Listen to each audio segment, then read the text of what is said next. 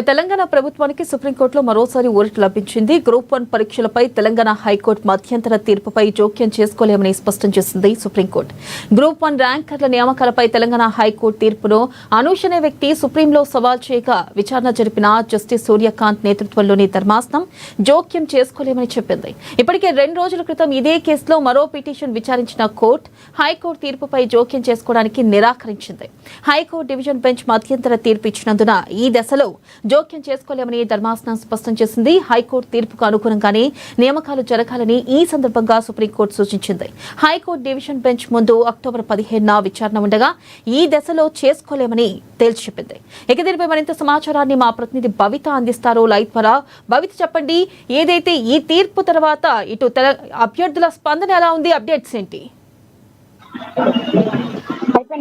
Group 1 పరీక్షకు సంబంధించి notification విడుదలైనప్పటి నుంచి కూడా ఏదో ఒక వివాదం తెరపైకి వస్తుందని మనం చెప్పుకోవాలి. అయితే తాజాగా గ్రూప్ 1 అంశానికి సంబంధించి గ్రూప్ 1 ర్యాంకర్ల నియామకాలకు సంబంధించి ఖచ్చితంగా అవి రద్దు చేయాలంటూ చెప్పేసి హైకోర్టు ఇచ్చినటువంటి తీర్పును సవాల్ చేస్తూ సుప్రీంకోర్టును ఆశ్రయించారు వేముల అనూష్. అయితే వేముల అనూష్ వేసినటువంటి పిటిషన్ ఈ రోజు రాక సుప్రీంకోర్టులో ప్రస్తుతం అది హైకోర్టులో విచారణలో ఉంది. అక్టోబర్ 15న అది విచారణకు రానున్న నేపథ్యంలో ఇప్పటికే హైకోర్టు డివిజన్ బెంచ్ ఇచ్చినటువంటి తీర్పు మధ్యంతర ఉత్తర్వులు జారీ చేసినటువంటి తీర్పును మేము దానికి సంబంధించి ఎక్కడ కూడా జోక్యం చేసుకోలేమంటూ కూడా వేముల అనూష్ ఇచ్చినటువంటి పిటిషన్ ను రద్దు చేసింది సుప్రీంకోర్టులో ఉన్నటువంటి జస్టిస్ సూర్యకాంత్ ధర్మాసనం. అయితే దీంతో మరొకసారి తెలంగాణ ప్రభుత్వానికి కావచ్చు, టీజీపీఎస్సీకి కావచ్చు కొంత ఊరట లభించారనే చెప్పుకోవాలి. ఇంకా గత కాలంగా కూడా గ్రూప్ 1 నియామకాలకు సంబంధించి కూడా వివాదాలు కొనసాగుతూ వస్తున్నాయి. అయితే మొదట అయితే ప్రిలిమినరీ ఎగ్జామ్ కంప్లీట్ అయిన తర్వాత మెయిన్స్ ఎగ్జామ్ సంబంధించి మూల్యాంకనం కావచ్చు, పరీక్షా సెంటర్లు కావచ్చు,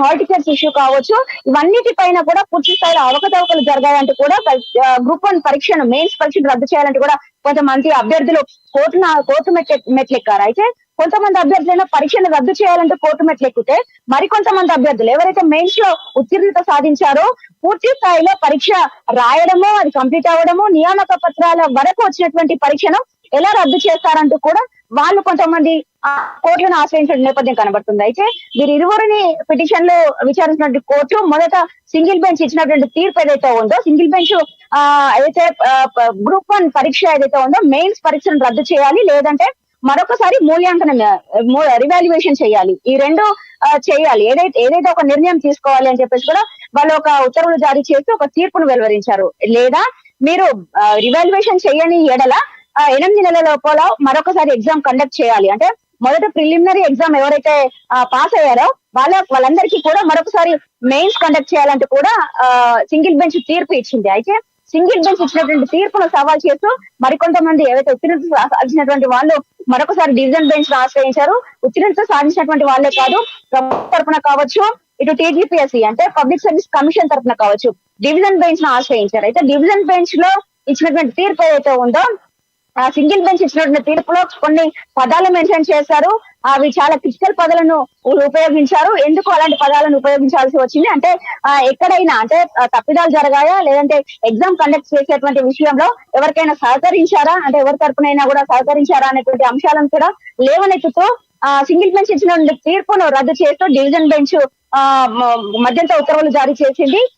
ఏదైతే తుది తీర్పుకు అనుగుణంగా ప్రభుత్వం నియామకాలు చేపట్టుకోవచ్చు అన్నట్టుగా కూడా ఉత్తర్వులు జారీ చేసింది. అయితే ఏదైతే మధ్యంతర ఉత్తర్వులు జారీ చేస్తూ డివిజన్ బెంచ్ ఇచ్చినటువంటి తీర్పును సవాల్ చేస్తూ మరికొంతమంది సుప్రీంకోర్టును ఆశ్రయించారు. మొన్న 2 రోజుల క్రితం కూడా సుప్రీంకోర్టు తీర్పు అంటే ఏదైతే హైకోర్టులో మధ్యంతర ఉత్తర్వులు జారీ చేస్తూ 15న విచారణ నేపథ్యంలో హైకోర్టు ఇచ్చినటువంటి తీర్పును జోక్యం చేసుకోలేమంటూ కూడా మొన్న తీర్పునివ్వడం, ఎట్ ది సేమ్ టైం ఈ రోజు వేముల అనూష్ పిటిషన్ కూడా విచారణకు వచ్చినటువంటి నేపథ్యంలో ఎక్కడ కూడా మేము హైకోర్టు ఉత్తర్వులను అంటే నిరాకరించలేము, వాళ్ళు ఇచ్చినటువంటి తీర్పుకు మేము జోక్యం చేసుకోలేమంటూ మరొకసారి తీర్పు ఇచ్చింది. అయితే భవిత ప్రధానంగా చూసుకున్నట్లయితే గ్రూప్ 1 పరీక్షపై కూడా విపక్ష పార్టీలు అనేక ఆరోపణలు చేశాయి. మరి ఈ నేపథ్యంలో సుప్రీంకోర్టు తీర్పు తర్వాత మరి ఇతర పార్టీలు స్పందించే అవకాశం ఉందంటారా?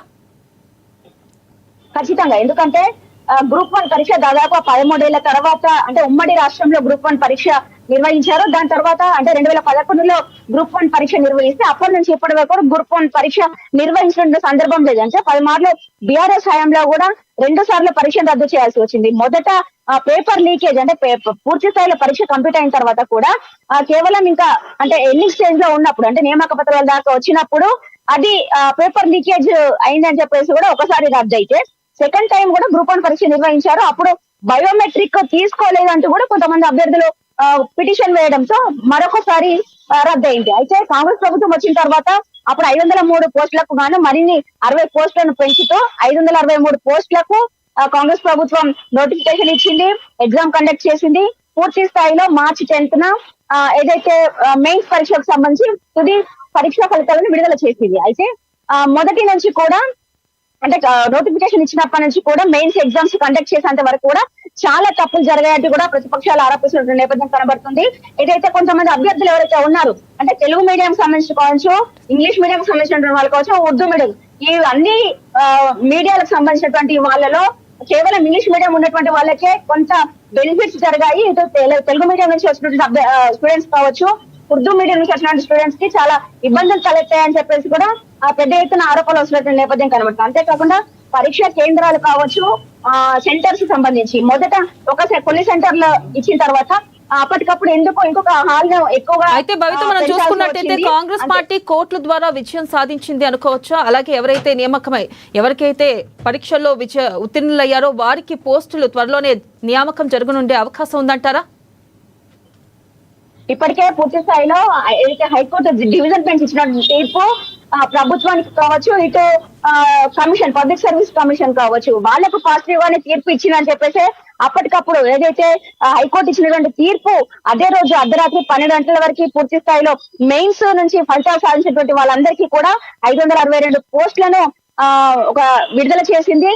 తెల్లారి నియామక పత్రాలు కూడా అందజేసింది. అయితే ఇప్పుడు అక్టోబర్ 15న విచారణ పూర్తయిన తర్వాత పూర్తి స్థాయిలో వాళ్ళను ఫుల్ఫిల్ చేయాలని చెప్పేసి ప్రభుత్వం భావిస్తుంది. కాబట్టి ఇప్పటికే ఇప్పుడు సుప్రీంకోర్టు ఇచ్చినటువంటి తీర్పులు కావచ్చు, అంతేకాకుండా ఏదైతే హైకోర్టు ఇచ్చినటువంటి తీర్పు కావచ్చు, దాదాపుగా ఇటు కమిషన్ కి కావచ్చు, అటు ప్రభుత్వానికి కావచ్చు పాజిటివ్ గానే ఉన్నాయని చెప్పేసి కూడా ప్రభుత్వం భావిస్తున్న నేపథ్యంలో ఈ 15న విచారణ పూర్తయిన తర్వాత పూర్తి స్థాయిలో నియామకాలు అంటే ఏవైతే నియామక పత్రాలు అందజేశారో వాళ్ళందరికీ కూడా కావాల్సినటువంటి పోస్టులను అంటే ఫైనల్ చేసే యోచనలో ప్రభుత్వం ఉన్నట్టు కూడా మనకు తెలుస్తుంది.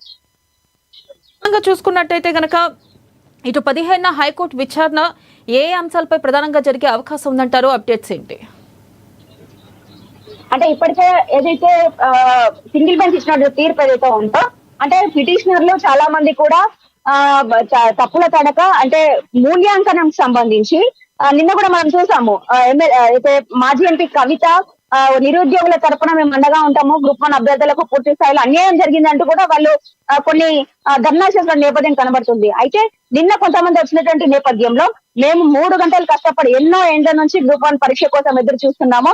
ఆ యూపీఎస్సీలో అలాంటిది మేము క్వాలిఫై అయిన తర్వాత కూడా ఈ టీజీపీఎస్ నిర్వహించినటువంటి గ్రూప్స్ సంబంధించినటువంటి దాంట్లో మేము క్వాలిఫై కాలేకపోయాము ఎందుకు అని చెప్పేసి కూడా వాళ్ళు క్వశ్చన్ చేసినట్టు సందర్భం కనబడుతుంది. మూల్యాంకనానికి సంబంధించి మనం చూసినట్లయితే దాదాపుగా మూల్యాంకనంలో 15 ప్రశ్నలకు మేము సమాధానాలు రాయాల్సి వస్తే కనుక 3 గంటలు రాసినటువంటి ప్రశ్న పత్రాన్ని ఆన్సర్ షీట్ ను కేవలం 3 నిమిషాలలో వాళ్ళు ఎట్లా వెరిఫై చేయాలో, ఎట్లా మూల్యాంకనం చేయగలిగారు అనే అంశాన్ని కూడా వాళ్ళు లేవనెత్తుతూ వచ్చారు. అయితే పూర్తి స్థాయిలో అభ్యర్థులందరూ కూడా పరీక్షను అంటే ఎవరైతే అర్హత సాధించలేదో వాళ్ళందరూ కూడా పరీక్షను రద్దు చేయాలని చెప్పేసి చెప్తున్నట్టు నేపథ్యం ఏదైతే ఉందో అది ఖచ్చితంగా ఆన్సర్ షీట్ లో బయట పెట్టాలని చెప్పేసి కూడా వాళ్ళు చెప్తున్నటువంటి నేపథ్యం అయితే కనబడుతుంది.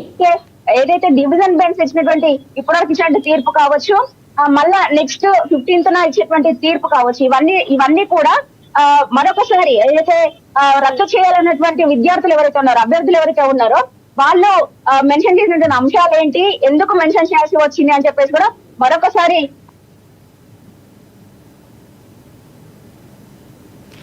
Right Bhavita, thank you.